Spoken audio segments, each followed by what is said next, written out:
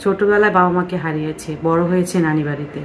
যেভাবেই হোক নানি বিয়ে শাদী দিয়েছে এক জায়গায়, কিন্তু ওইখানে আমার সুখের দেখা মিলল না। কিন্তু সেখানে তারা পরবর্তীতে যৌতুক দাবি করেছিল, কিন্তু আমার নানির সামর্থ্য নাই যৌতুক দেওয়ার। যেহেতু একবার আপনার বিয়ে হয়েছিল, সেক্ষেত্রে তো একজন বিবাহিত ভাই আপনাকে বিয়ে করবে, সেক্ষেত্রে কি আপনার কোনো আপত্তি আছে? না, আমার কোনো আপত্তি নেই। আপনার সাথে যোগাযোগ করবে কি করে? আপনাদের মাধ্যমে। সুপ্রিয় দর্শক, এই মুহূর্তে নাম্বার দেখা যাচ্ছে, নাম্বার ইমো হোয়াটসঅ্যাপ দুটোই আছে। আপনারা কেউ যদি রূপার দায়িত্ব নিতে চান, রূপার সাথে কথা বলতে চান, রূপার একটা ছবি স্ক্রিনশট করে ইমো বা হোয়াটসঅ্যাপে পাঠিয়ে দেবেন, সাথে ভয়েস করে জানিয়ে দেবেন আপনি কোথা থেকে বলছেন, আমরা যোগাযোগ করিয়ে দেবো। রূপা, আপনার বর্তমান বয়স কত? আমার বয়স 26। এর আগে তো আপনার বিয়ে হয়েছিল, সেখানে সংসার কত দিনের ছিল? এই তো 3.5 মাসের মতো, 4 মাসের মতো আর কি। উনি কি অনেক অত্যাচার করতো? হ্যাঁ, নেশাপানি করতো, মানে টাকার জন্য খুব দিত, চাপ দিত যে যৌতুক লাগবে, টাকা লাগবে।